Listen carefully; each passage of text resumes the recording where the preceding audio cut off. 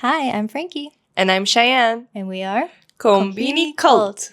Happy New Year! Woo! Happy New Year! Did you guys have a good year? Yeah. In 2025? How was it? Lots of crazy things happened last year, I should say. Yeah. Yeah. Akemashite omedetou gozaimasu. That's Happy New Year in Japanese. Kotoshi mo yoroshiku onegai shimasu. Onegai shimasu. Yeah. Please take care of us. Yeah. I was like, what are you saying? Oh yeah, that's like the Please. Japanese translation, Somebody. I guess. Yeah. Yeah. Well, thank you for being with us until the new year. If you're still here from 2024. 4. Yeah. Wow. Wow. We're approaching our 2-year anniversary soon. Yeah. How Oh my goodness. interesting. Yeah. So we are recording this ahead of time, so it feels a little silly to be like, oh my gosh, how was your year? But assuming that we had a nice Christmas and New Year's and everything, Mm-hmm. I wanted to talk about something light and fun for the start of the new year. Mm-hmm. So, everybody's got their New Year's resolutions. Yeah. Do you have any that you're thinking about so far? New Year's resolution. Yeah. I'll do kind of a serious and then a fun one, Okay. or not so serious one. My not so serious one, maybe eat less snacks. I don't know. I tend to be really snacky. I am breastfeeding though, so I'm just hungry all the time. That's I'll try better about that one. But my more serious one is to just stay better in touch with family and friends back home. Okay. I think after living in Japan for so long and with social media, you can see what others are doing, but it's really easy to just, I don't know, fade away and not call people or not message people. And that's totally on me. And so when I had both my siblings, my younger sister came up at some point and my younger brother also came up later last year. And when we were just catching up and talking, we kind of realized like, You don't wow, talk enough? we don't really talk that much. Yeah. So after the trip, it was a really good trip. And we kind of made a promise, let's keep in touch, Yeah. let's just not send the one birthday message a year and then just lurk on each other's Instagram stories after that, actually call each other once in a while. We are getting older. It is important to stay in touch, I think, with family and all of that. But yeah, how about you? Just to better manage my time and then also post more on my personal YouTube channel. Okay. Yeah. What kind of content are you looking to, I don't know, post more on your personal channel? There's so much that I have planned. It's Yeah. just hard to find the time to Yeah. edit it. I have like 2 or 3 years of backlogged footage. 2 or 3 from, years? Like vlog footage of you know trips what? and stuff. I can't But- say that. Mm-hmm. Yeah, I also want to post more like, I don't know, commentary stuff too, kind of like we do on here. So Ooh, like We'll video see. essay kind of stuff, or maybe, or like ooh, chats about whatever. Yeah. Yeah, that'll see. be fun. I just made a comment, 2 or 3 years, but thinking about it, I still have, when we first met, we ate really spicy tantanmen or ramen or something. Yeah, but that place closed. I so did. It there's no closed, so point of there's no posting point about to it now. post it to like tell people to go there. Yeah. But I still have that footage, and that's my almost 3 years of backlog. Yeah. Of, this was a fun video because I also recorded myself eating and stuff. And I think just I never did made too. it up. I Yeah. never Well, you posted it. posted about it. I think you did. Just on stories. Oh, really? Yeah. Oh, well, that's more than me, I think. So, No. yeah, I totally get that. And time management, that is a good resolution to have. Maybe I should add that to my list as well. Yeah, so for a lot of people, for their New Year's resolution, they might want to start hitting the gym. That's a popular time for gym memberships. I hear gym memberships are the highest in January, Yeah. I think. Yeah, or end of December, I don't know. But yeah, I remember being one of those people and I've just given up. It's fine. No, Yeah. I know myself. I'm not Yeah. going to go. So, Yeah. Or maybe just walking more. That's kind of another one I have. Just go outside more. Go for a walk. Yeah. Yeah. But speaking of, trying to get healthy, eat healthier and stuff, Mm. I was thinking about the school lunches in Japan because I've never worked in a public school, so I've never actually seen these school lunches, but I hear so much about how Japan has very high nutrition standards. The school lunches are elite. So I wanted to explore more about that and then also Okay. talk to you who Yeah. has worked in public schools. Yes. You've seen it. You've eaten it. I've eaten them for 3 years straight, and Wow. they're really good. But I'll get into it later. Okay. When you hear like Japanese school lunches are elite. I don't know. That just sounds like some kind of weeaboo. Like, I don't know. I've fallen for the propaganda. Yeah, like really glorifying. It is really good. Don't get me wrong. The Japan Glazers got to the school lunch. No. But I think as an American, yeah, it's really, really good. I had no issue with the school lunch. I love it. But I don't know. At the end of the day, it's a school lunch. It's not like top gourmet. You're getting sushi every day if that's what people think like elite France is. with their multi-course meals. We'll mention briefly later. Yeah, but okay, sounds good. I'm excited to talk about it. Yeah. So just as a little, not really a disclaimer, but just something to note before we start, that a lot of what we'll be talking about applies to elementary school students and junior high school as well, because as you reminded me. Yes. High school education is not compulsory here in Japan. So you are required to go to school from elementary to middle school. And it is, I guess, up to you if you decide to continue your education throughout high school. I don't know the exact number or statistic, but majority of kids move on to high school. And because it's not compulsory, that's why they have the exams to go into high school. It's kind of like college. So you choose what high school you want to go to based on what you want to study and things like that. And you will take a big exam or maybe a specific exam for that high school. And depending on your result, you will go to the high school of, your choice or whatever you get into, I guess. So because of that, school lunch is not not a requirement. It's not provided to high schools unless you're going to a private school that is maybe, like from kindergarten, elementary, middle school, high school, and college, one of those where it's all the same school unit. I suppose maybe some of those schools have or school maybe, lunch or not. Maybe included in the tuition in private schools. Right. But for the most part, high school students will just bring their own bento or buy something or have their mom make something for them. That's another topic, okasan bento. Yeah. Okay. Yeah. So just to start with the laws, regulations, the nutrition standards for these lunches in Japan. After World War II, because of food shortages and malnutrition, the government enacted the School Lunch Act of 1954 to provide free lunches for all children in Japan. Oh. Sounds pretty wonderful. Okay. I didn't know until I read okay. that. Until. All right. There's an until.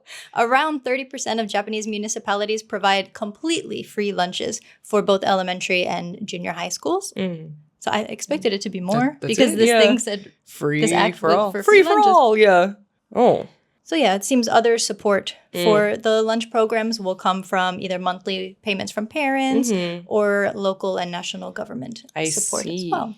All right. Hi, it's Editing Frankie with an update. So since we recorded the episode, the government actually announced a plan to make school lunches free nationwide for all elementary students starting from fiscal 2026, so from April. I saw that one of my creator friends, Sachiko Ishikawa, who posts a lot about news and social issues in Japan, she had posted a video about this announcement from the government, so you should also follow her if you like to be in the know about this kind of stuff. But back to the plan. The central government and prefectural governments each agreed to take on half the cost per month per student, which is going to be 5,200 yen per month. There was a survey from the Education Ministry back in 2023, and they found that the average cost per month per elementary school student was 4,700 yen. So that 5,200 includes a little bit extra to account for inflation. And then if it ends up being more than 5,200 per month, it will either be taken on by the local government or parents can pay the extra costs. They expect that the free meal program is going to cost 300 billion yen, which is about $2 billion. So I'm glad I can deliver some good news for the start of the year.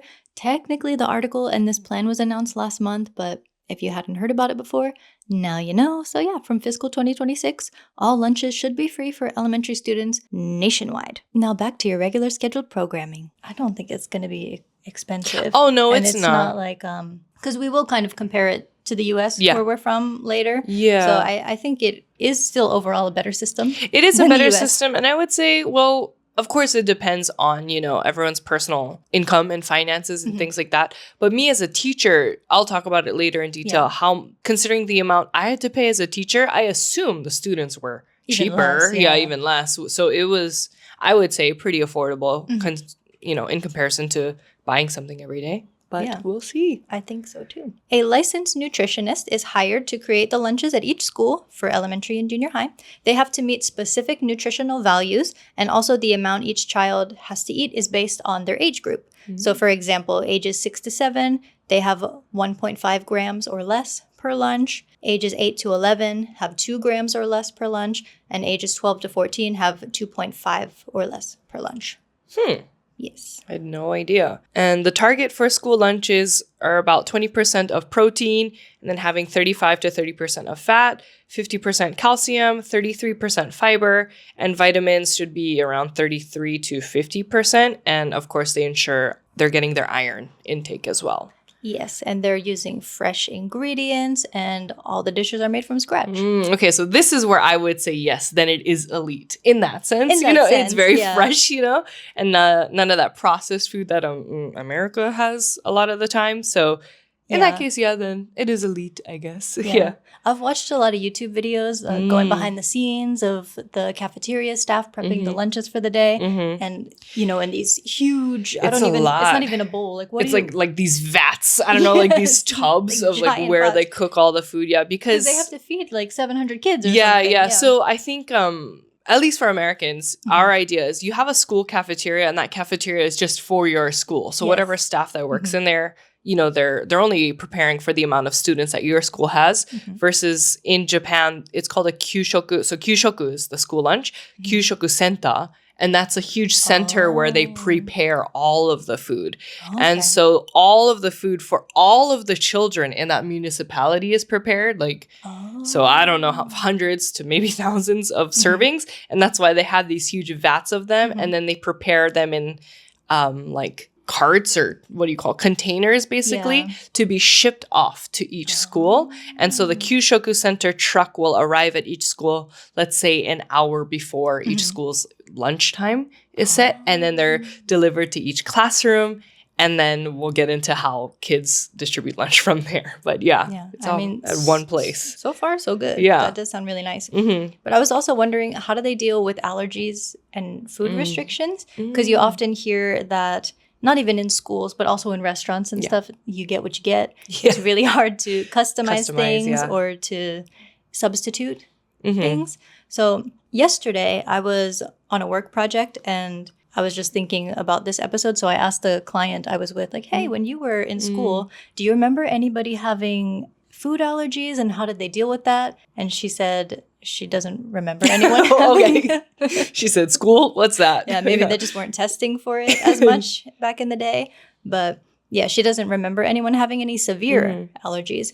But if they did, they probably brought their own lunch. Yeah, when I was working in a elementary and junior high school as well, I don't remember any specific kids having a very severe allergy to where they had to, leave the classroom to eat their own lunch alone or bring something on their own. But I remember some kids being exempt from drinking their milk because the drink is, a carton of milk. They give you milk. And so I think maybe they had a lactose intolerance or something like that. So they didn't have to put milk on the trays, because the kids it rotates every month, but your classmates serve you. So it's kind of like an assembly line. Yes. So someone's in charge of milk, and then someone's in charge of the rice, and so on and so forth. And the rest of the kids line up and put their tray on. They serve each other. And so if you are, the kid who doesn't have to drink milk or something, your classmates already know by that point. And so they won't put XYZ on your tray. That was kind of the thing I remember the most. Other than that, thankfully, nothing too serious or no kids having a reaction. Although the although the Kyushoku Center prepares a monthly menu that is distributed to, of course, the schools and each student, and they have a list of the ingredients in each of the lunches every day. So if you do have a specific allergy, for example, like wheat or eggs or something, you can see in that meal of the day. And if it's nothing too serious, you'll just be served everything except for that one dish that has that, or maybe you bring your own lunch for the day. It's my assumption. Yeah. So back home, there's a lot more kids in the U.S. that have peanut allergies. Yeah. Or maybe just because peanut butter is not really eaten as often here. Oh, is that what it know, is? Or maybe? Is our peanut butter back home just... Yeah, so kind of... in relation, sorry, Yeah. side tangent, because peanut allergies can be very severe. Yes. And, now that I have a baby, I'm on that side of TikTok where I was talking about kids. And I saw one parent where they had a toddler, maybe 2 or 3, and they were parked outside of the hospital, outside of the emergency room. Just and in they're case? Just in case. Oh. And they were like, okay, wish us luck on my toddler's first time eating peanut butter. And so they were ready and prepared. Okay. Meanwhile, I just like never thought to do something like that. And I eat peanut butter a lot, where peanut butter or like toast or banana, things like that. And I, again, never thought about it. And so I was eating peanut butter normally, kissing my baby, all that stuff. And thankfully, knock on wood, I guess she's fine. she's fine, I guess. She's never had a reaction so far. So maybe I'm building up a tolerance for her. I don't know but how that works. I'll see when she gets older. But yeah. So safe to say, I don't think my kid has a peanut allergy at the moment, but silly good, parental mistake on my end. They can be very severe. Yeah. Because I remember, growing up, the kids who did have a peanut allergy, they couldn't even be in the cafeteria. They went home for lunch. Where does that come from? Because I feel like that's such an American kid thing. Correct me if I'm wrong, but again, most of my media growing up was only American stuff anyway. Yeah. So it's such a scary allergy to have because your throat can swell up, and I don't know if you don't have your allergy pen, like your EpiPen ready, it can be really serious. So I've never seen that here. Not saying it doesn't exist, but I've just never seen it. Yeah. But in the U.S., a peanut butter and jelly sandwich is kind of a staple. It's like so typical. Yeah. Do you like those peanut butter jelly sandwiches? I like it toasted. Okay. Yeah, like a nice warm. Yes. So I like it as like a dessert thing because it's so sweet. Okay. I can't see eating it as a meal for lunch, but maybe that's just. I did. I don't know. Not my culture. I don't know. Not my favorite, but I did get into some PB&Js. Oh yeah, toasted sounds good. Or like the Smuckers, the Uncrustables. No, see, I liked those frozen. Okay. I would like toss those in the freezer, and then I would just eat it as a frozen one. Yeah. Ew. Because, are you okay? I don't know, because it's so sweet. So maybe in my mind I was like, if I freeze it, it's like a candy bar. I don't know. Maybe this is some like pork and like stuff. You just make it but you just make a dessert out of it. Anyway, okay, sorry. Okay, so back to Japan. So for the most part, they do account for the 7 major allergens, which are eggs, milk, wheat, soba, nuts, shrimp, and crab. Yeah. What would you say soba is? Buckwheat? Buckwheat and wheat or flour? Flour, Flour, yeah. If there is a special allergy, though, you would probably have to arrange to bring your own lunch. Schools don't often account for religious cases for food either. So, for example, if you need halal food, and most schools don't consider fish as meat. So if you're vegan, it's pretty impossible to avoid that. Yeah. So to go back to my story about how much I was paying, I was paying around 4,000 yen, maybe 4,200 yen every month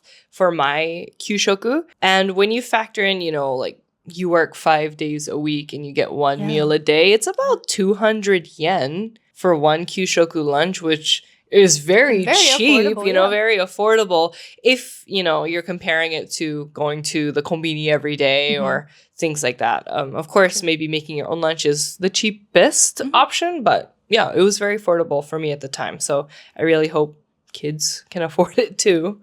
Yes. Yeah. So in all of I was watching a bunch of YouTube videos about, how the kids are serving their own lunch and preparing and all that. So yeah, I just wanted to mention some other ways that the kids get involved in nutrition because, school lunch is to teach them about, food and nutrition. Yeah, they take it really seriously here. Showing appreciation and all that stuff. Yeah. So some schools might have a garden that the kids, plant things in. They maintain the garden. They harvest the vegetables and stuff. Yeah. That's really nice. When I was working as a teacher, I lived kind of more out in the Inaka countryside, and there was an agricultural high school in the city I worked in as well. And so a lot of the produce that high school produced, because they're agriculture, produced also went towards the kyushoku that the kids got to eat every day. And it also depends on what kind of area you're living in. Because like Frankie said, they have gardens or maybe they use a lot of fresh grown vegetables. And for example,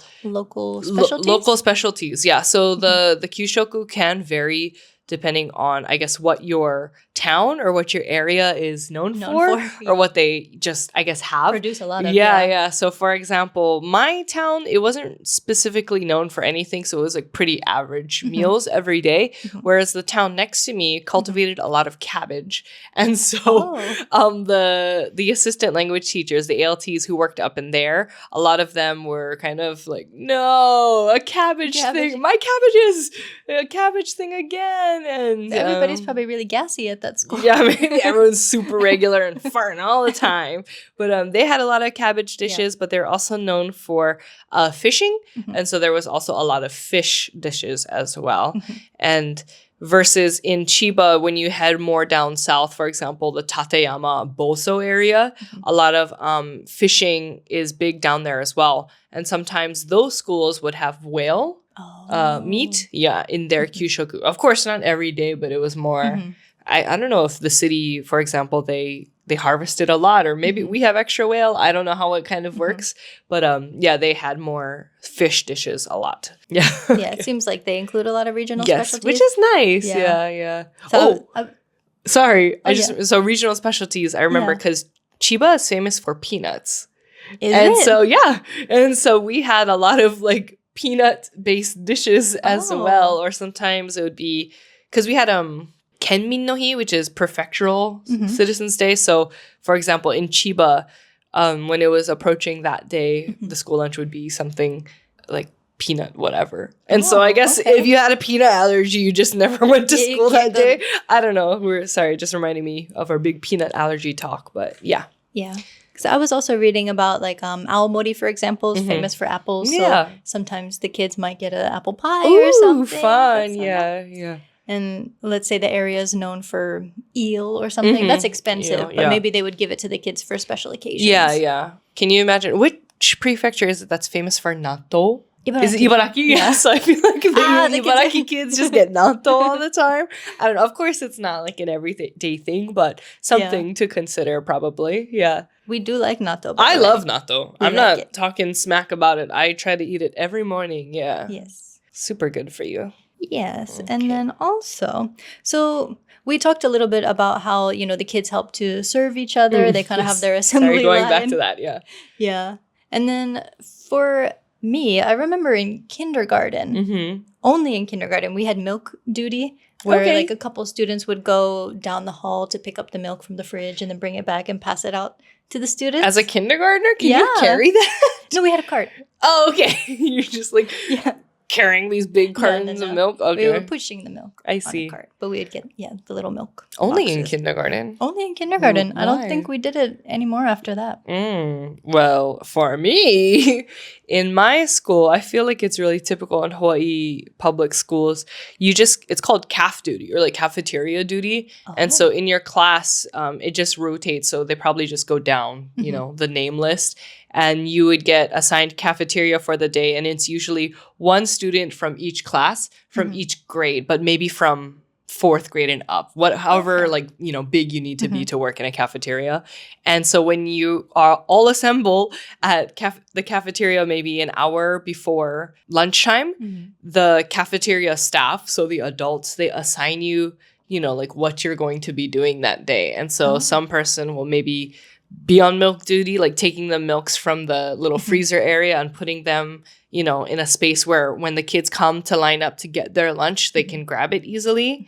And another kid will, serve it. So again, it's very assembly line, but you're making it in the cafeteria of the school.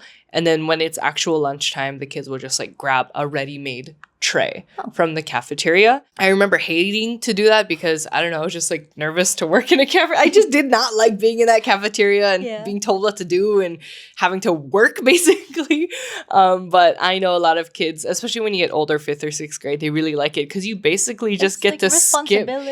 Oh, no. I mean, maybe sure. The kids like responsibility. Never mind. See, this is when Frankie is like, oh, you're such a good person. No, I was talking about usually when you liked being on caf duty, it meant because you could skip. Oh, you got out of class? Yeah, for maybe an hour or 30 minutes or something. So, Sasuga, American Yankee. Yeah, exactly. So, but I said I didn't like being in there. But that was kind of a big, I guess, culture shock for me was that versus, in America, you work in the cafeteria of your school.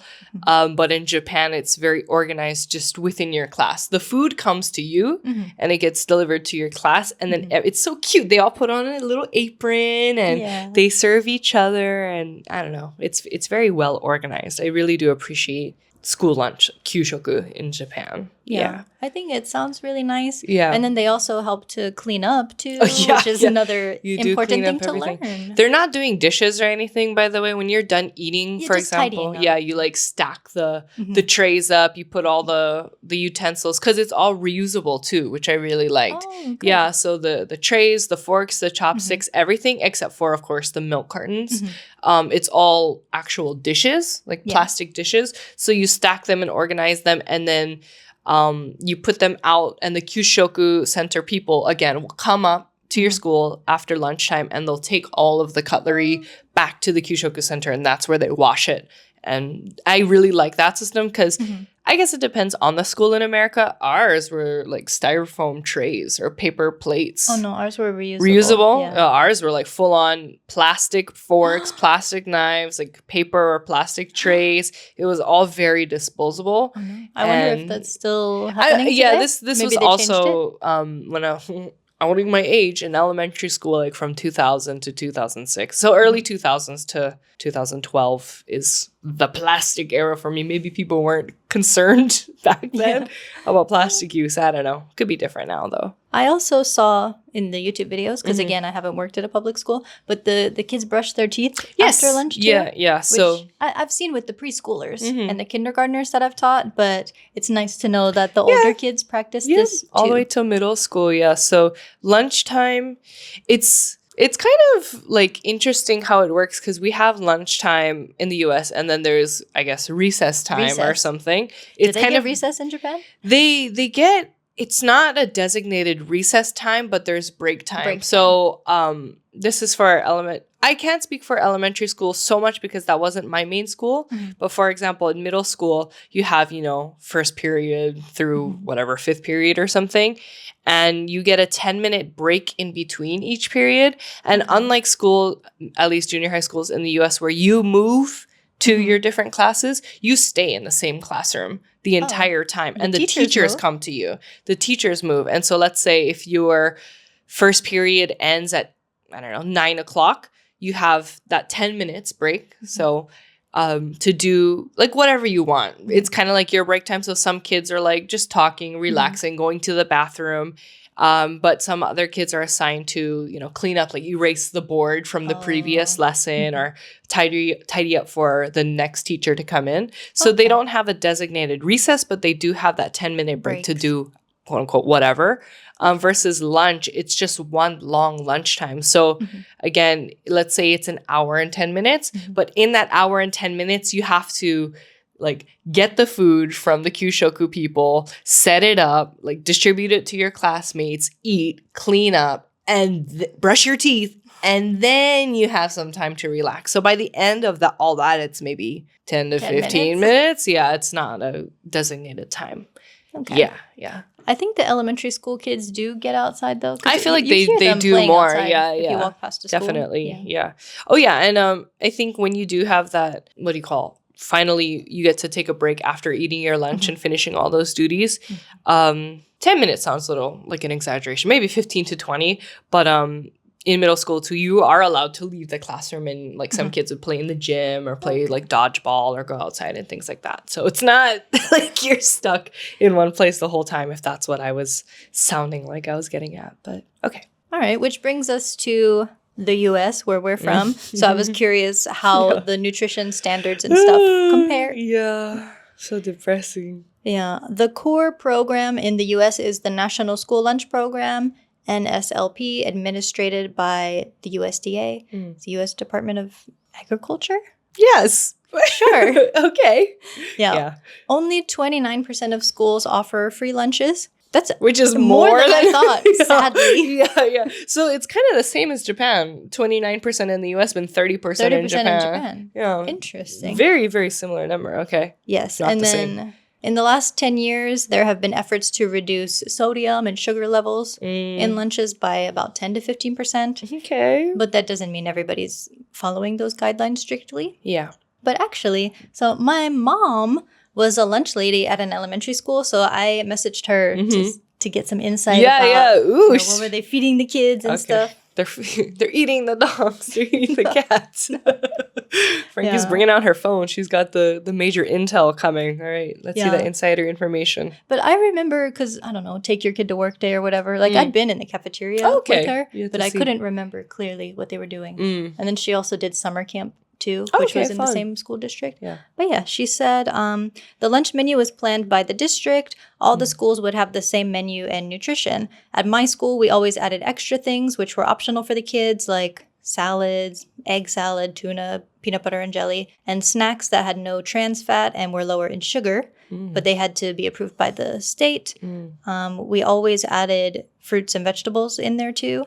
We followed the guidelines, but always added extra. Oh, nice. You went to a nice... So you went to the school your mom worked at? No. Oh, okay. Same district. Okay, so your lunches were the same for the most part, besides the extra sprinkle that your mom pretty much was adding. Oh, that's nice of them. Yeah. And she said, so her boss would have to submit the orders and they would get approved, but most of the time they would be approved anyway. And then sometimes they would make like cookies and cakes or stuff for them, always made fresh. Yeah, that's nice. The only thing that they would have frozen were the meats.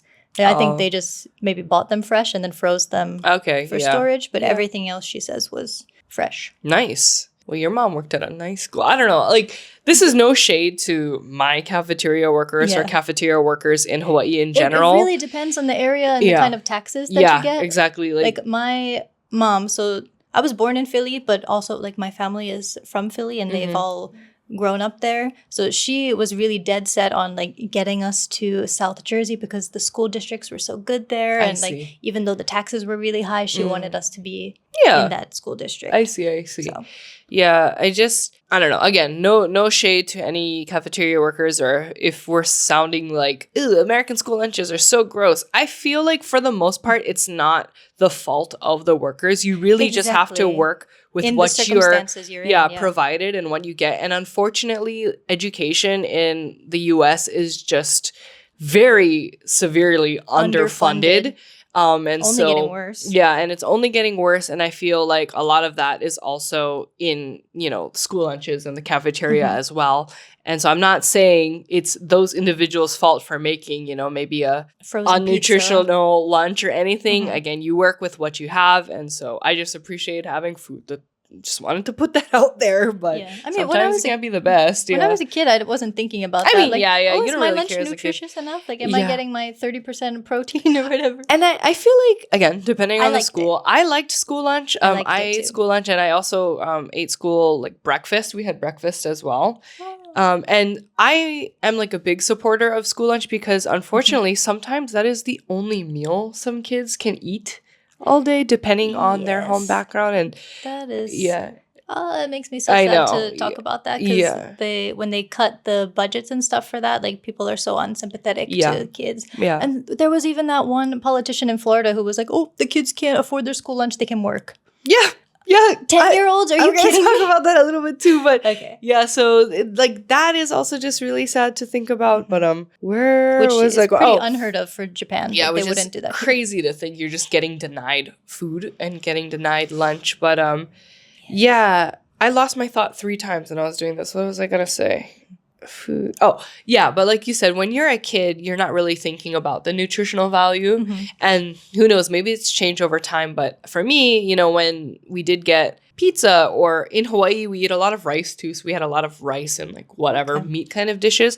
And the fruit was always, it was like a canned fruit. It wasn't always a fresh fruit, but whatever, So you like it or you don't like it when you're a kid. But I feel like now these days with technology and TikTok and kids just having phones from an earlier age, you can see, I guess, more what schools are feeding their kids. And it could be because of area or budget cuts, or it's always been like this. We just see it more. I don't know. But some of the food looks like really nasty. I don't know, like really unfortunately, some stuff is still frozen when it's coming out. And again, not blaming the individuals. I'm sure every one of those workers is very overwhelmed too. But yeah, it's not looking good in the US right now. Yeah. Okay. And regarding the pricing, yeah, for the most part, it's not free, except that 29% of schools that do have free lunch. Yeah. It wasn't mine, though. Yeah. But I know my school did have reduced pricing for lunch, which I qualified. I qualified for that. Yeah. But I remember being embarrassed about it.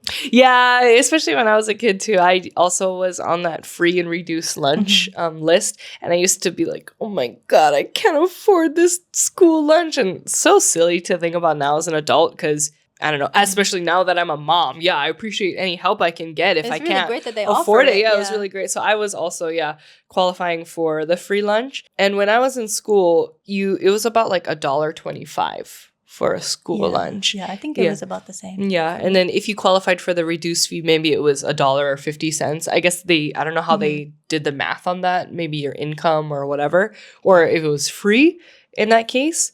But I was kind of looking up how much it is today. And the average cost for a school lunch in the U.S. is $3.09, which is pretty pricey if you're comparing it to $1.25. But again, I don't want to say not the worst because there are, unfortunately, a lot of children that cannot afford that, you know? Yes. That's per day. So yeah, it adds up. Yeah. And just some other stats I found while doing my research on that.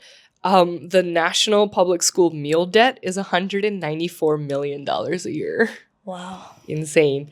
Of that, sorry, go ahead. No, I might cut it. It would be so easy for a billionaire to pay. Oh, yeah. Honestly, yeah. In one sweep, they could really just cover that. But yeah, of that, about 21 million students receive free or reduced price lunch. So not a small number at all. The average lunch cost per child is $556 annually.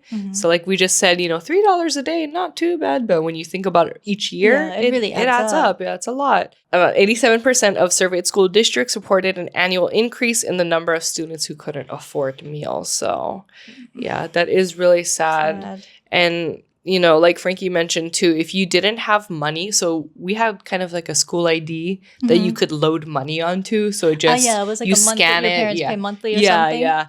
Or you could just pay, in cash whatever in cash on the if you spot. wanted something extra. Yeah. Or your parents would give you like $10 and they say, okay, put this on your lunch card or something. And so they scan it and it just reduces the amount each time.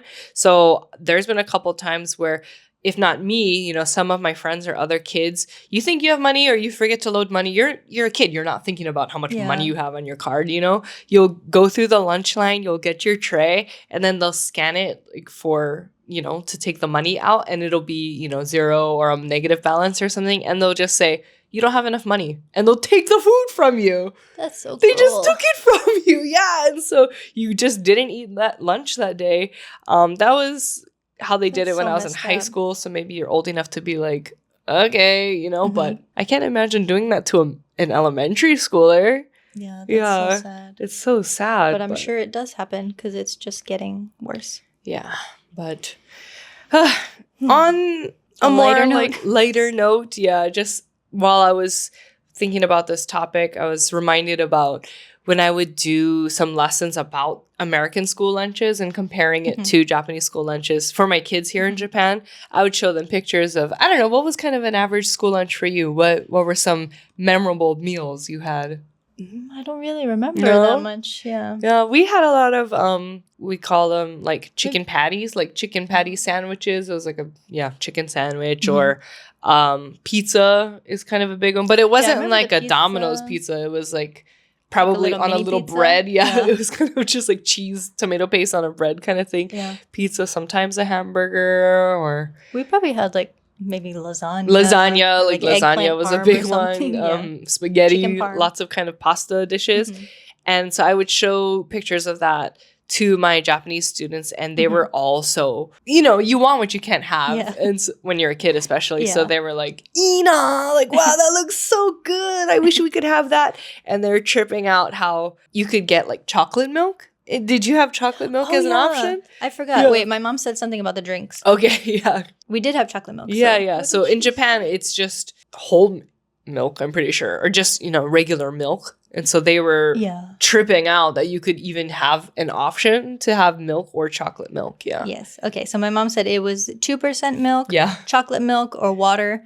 We, didn't have soda or juice boxes because the juice boxes had too much sugar. Yeah, so yeah. the schools had to stop, giving them out. Yeah, we didn't have juice boxes either. It was nice you guys had water as an option. I don't think they even let me have water. It was either milk. Yeah, skim Or nothing. Skim milk, 2%, or chocolate milk. Okay. Which is when you're chasing spaghetti down with a chocolate milk. I don't know. I'm surprised more kids didn't have like diarrhea at the end of the day.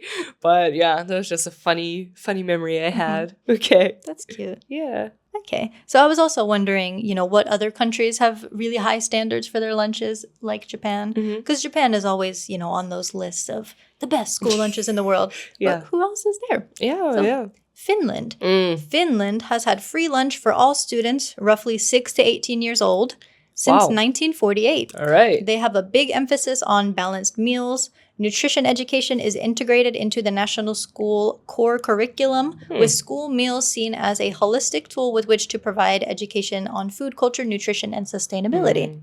Finland, boy, I don't know. Yeah. That's how very I imagine Finland to me. Because isn't Finland also, if not number one, on the list of the easiest, happiest countries in the world or something? Is it Finland? I feel like they're on there. Yeah, I mean they're definitely on that list. I feel like so that was not surprising to me. Made a lot of sense. Yeah. And then also France. Yeah. They have freshly made multi-course meals reviewed by certified dietitians. Ooh, fancy. Yeah. That's exactly what you would expect from the French, the foodie culture. I wrote in the notes, like, that is just the most French thing ever. Yeah.